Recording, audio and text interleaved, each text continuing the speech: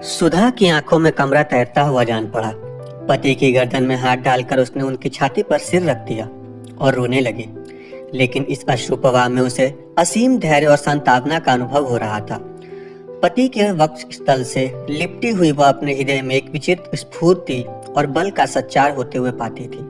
मानो पवन से थरथराता हुआ दीपक आंचल की आड़ में आ गया हो। डॉक्टर साहब ने रमणी के पशु सिद्धित कपोलों को दोनों हाथ में लेकर कहा, सुधा, तुम इतना छोटा दिल क्यों करती हो?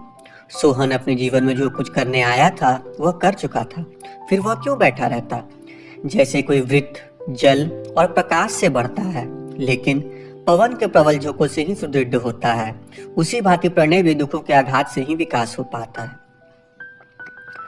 खुशी में साथ हंसने वाले बहुतेरे मिल जाते हैं, रुख में जो साथ रोए वही सच्चा मित्र है। जिन प्रेमियों को हमारे साथ रोना नसीब नहीं हुआ वे मोहब्बत के मजे क्या जाने। सोहन की मृत्यु ने आज हमारे द्वैत को बिल्कुल मिटा दिया। आज ही हमने एक दूसरे का सच्चा स्वरूप देखा है। सुधा ने सिसकते हुए कहा, मैं नजर के धोखे में थी। हाय, तुम उसका मुंह भी नहीं देखने पाए। न जाने इतने दिनों से इतनी समझ कहाँ से आ गई थी। जब मुझे रोते हुए देखता तो अपने कष्ट भूलकर मुस्कुरा देता। तीसरे ही दिन मेरे लाडले की आंखें चंद हो गई, कुछ दवा दर्पण भी न करने पाई। यह कहते कहते सुधा के फिर आंसू मोड़ा है। डॉक्टर सिन्हा ने उसे सीने से लगाकर करुणा से कांपती हुई आवाज में कहा, प्रिय, आज तक कोई ऐसा बालक या वृद्ध न मरा होगा जिसके घर वालों को उसके दवा दर्पण की लालसा पूरी हो गई हो। सुधा, निर्मला ने मेरी बड़ी मदद की। मैं तो एक आध झपकी भी ले लेती थी, पर उनकी आंखें नहीं झपकी। रात रात लिए बैठी या टहलाती रहती थी। उसके एहसान कभी न भूलूंगी। क्या तुम आज ही जा रहे हो? डॉक्टर, हाँ, छुट्टी लेने का मौका ना था। सिविल सर्जन शिकार खेलने गया हुआ था। सुधा, यह सब हमेशा शिकार ही खेला करते हैं। डॉक्टर, राजाओं को और काम ही क्या है। सुधा, मैं तो आज ना जाने दूंगी। डॉक्टर, जी तो मेरा भी नहीं चाहता। सुधा, तुम मत जाओ ना, तार दे दो, मैं भी तुम्हारे साथ चलूंगी, निर्मला को भी लेती चलूंगी। सुधा वहां से लौटी तो उसका हृदय का बोझ हल्का हो गया था। पति की प्रेमपूर्ण कोमल वाणी ने उसके सारे शोक और संताप को हरण कर लिया था। प्रेम में असीम विश्वास है, असीम धैर्य है और असीम बल है। जब हमारे ऊपर कोई विपत्ति आ पड़ती है तो उसमें हमें केवल दुख ही नहीं होता, हमें दूसरों के ताने भी सहने पड़ते हैं। जनता को हमारे ऊपर टिप्पणियां करने का वह सुअवसर मिल जाता है जिसके लिए वह हमेशा बेचैन रहती है। मनसाराम क्या मरा, मानो समाज को उन पर आवाजें कसने का बहाना मिल गया। भीतर की बातें कौन जाने। प्रत्यक्ष बात यह थी कि यह सब सौतेली माँ की करतूत है। चारों तरफ यही चर्चा थी, ईश्वर न करे लड़के को सौतेली माँ से पाला पड़े। जिसे अपना बना बनाया घर उजाड़ना हो, अपने प्यारे बच्चों की गर्दन पर छुरी फेरनी हो, वह बच्चों के रहते हुए अपना दूसरा ब्याह करे। ऐसा कभी नहीं देखा कि सौत के आने पर घर तबाह ना हो गया हो। वही बाप जो बच्चों पर जान देता था, सौत के आते ही उन बच्चों का दुश्मन हो जाता है, उसकी मति ही बदल जाती है। ऐसी देवी ने जन्म ही नहीं लिया जिसने सौत के बच्चे को अपना समझा हो। मुश्किल यह थी कि लोग इन टिप्पणियों पर संतुष्ट ना होते थे। कुछ ऐसे सज्जन भी थे जिन्हें अब जिया राम और सिया राम से विशेष स्नेह हो गया था। वे दोनों बालकों से बड़ी सहानुभूति प्रकट करते, यहाँ तक कि दो एक महिलाएं भी थी, उनकी माता के शील और स्वभाव को याद करके आंसू बहाने लगते थे। हाय हाय, बेचारी क्या जानती थी कि उसके मरते ही उसके लाडलों की ये दुर्दशा होगी। अब दूध मक्खन काहे को मिलता होगा? जियाराम कहता, मिलता क्यों नहीं? महिला कहती, मिलता है। अरे बेटा, मिलना भी कई तरह का होता है। पानी वाला 2 टके सिरका मंगा कर रख दिया, पियो चाहे ना पियो, कौन पूछता है। नहीं तो बेचारी नौकर से दूध दुहा कर मंगवाती थी, वह तो चेहरा ही कह देता है। दूध की सूरत छिपी नहीं रहती, वह सूरत ही नहीं रही। जियाराम को अपनी माँ के साथ समय के दूध का स्वाद तो था नहीं जो इस आक्षेप का उत्तर देता, और ना उस समय की अपनी सूरत ही याद थी, चुपका सा रह जाता। इन शुभाकांक्षाओं का असर भी पड़ना स्वाभाविक है। जियाराम को अपने घर वालों से चिढ़ होती जाती थी।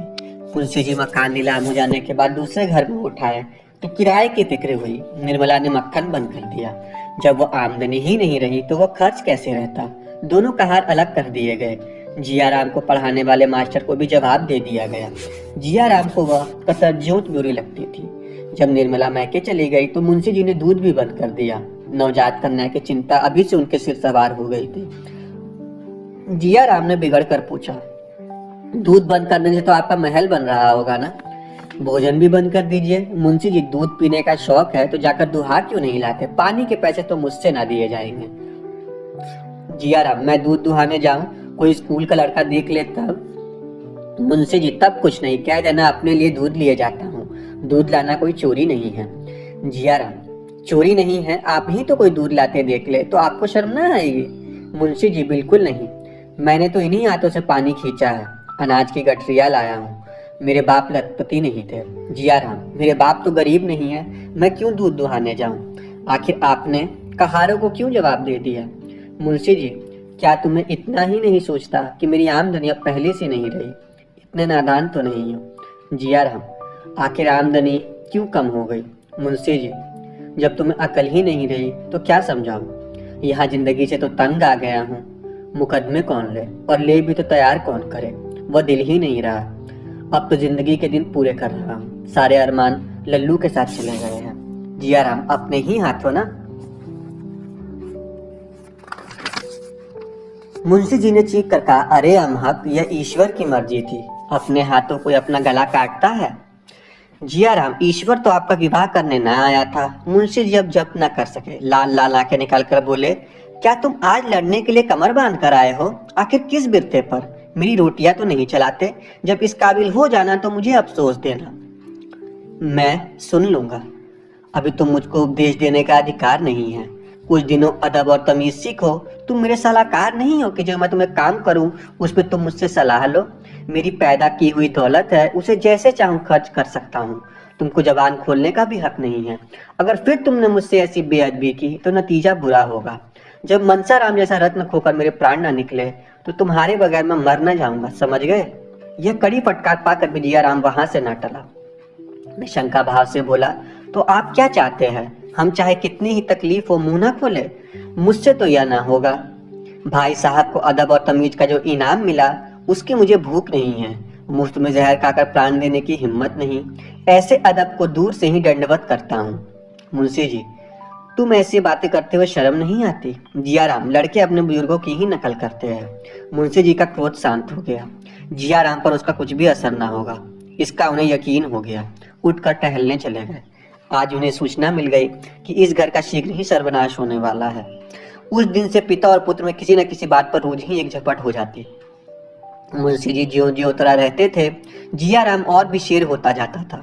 एक दिन जिया राम ने रुक्मणी से यहाँ तक कह डाला, बाप है यह समझकर छोड़ देता हूँ, नहीं तो मेरे ऐसे ऐसे साथी है कि चाहूं तो भरे बाजार पिटवा दूं।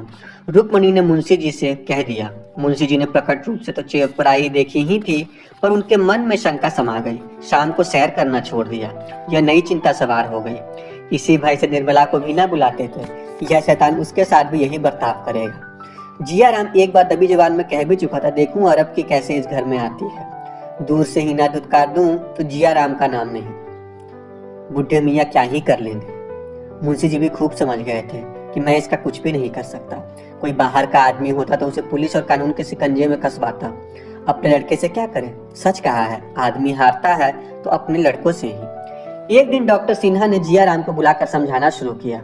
जिया राम उनका अदब करता था, चुपचाप बैठा सुनता रहा। जब डॉक्टर साहब ने अंत में पूछा, आखिर तुम चाहते क्या हो, तो वह साफ साफ बोला, बुरा तो ना मानिएगा। सिन्हा जी, नहीं नहीं, जो कुछ तुम्हारे दिल में है साफ साफ कह दो।